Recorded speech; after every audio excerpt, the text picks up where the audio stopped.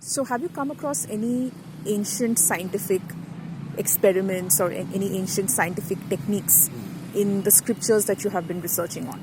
Yes, there are many. For example, there is a allusion to the possibility that Uranus, Neptune, Pluto were possibly known. And that means, say, telescopes, access to telescopes. Okay. And people would say, what about telescopes? That came with Galileo. But then, Mahabharata describes mirrors. In fact, Ramayana also knew it. So once you have mirrors, it's easy to extend that the mirrors can be turned into. That's one category. Of course, there are Vimana mentions. Right. And Vimanas are not given to like key players. Right. They are in some side players. And when the description is mentioned, it is a casual mention of them.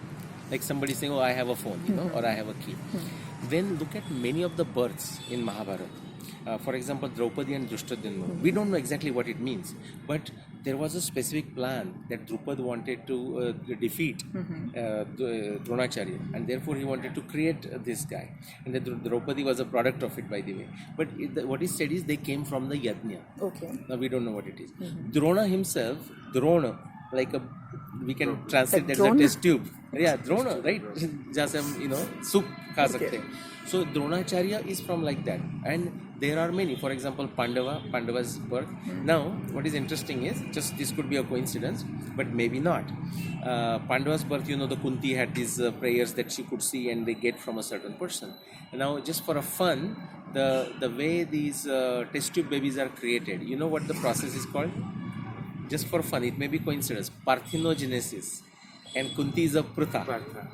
And Partha is called Partha because he's a son of a Prutha. Interesting. So, I mean, this could be coincidence, but it's better that we don't just think it's a coincidence, maybe dig deep. And I have tried to, I don't want to digress myself, but I have tried. And if you go Parthenogenesis, it's of a Greek origin. But then you say, where did it came from in Greece? And there is nothing. After that, there is nothing. Even for a simple word, I recently heard something. I don't know if it's true or false, but that's besides the point. The word industry. And someone wrote on my wall, he said industry came from Indus.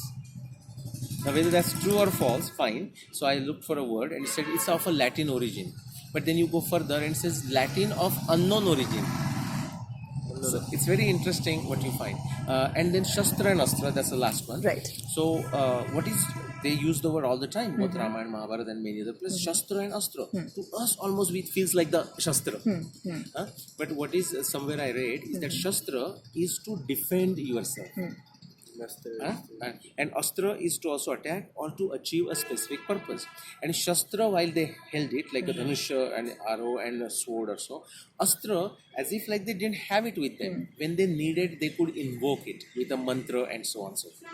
So do you feel that there's a chance that the weapons that they used in ancient wars, not just in India but even maybe in Greece, Rome, wherever, could have been of a much more advanced technology than what we're using today? I like to think that, although I don't have evidence.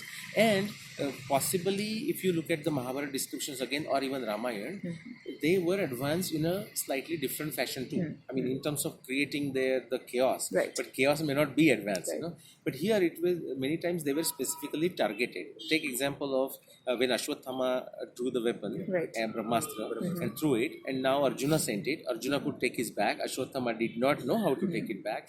But now that he sent it, it has to go somewhere. And then finally it goes to the Garbha of Uttara. And Krishna says, that's fine, I'll still manage.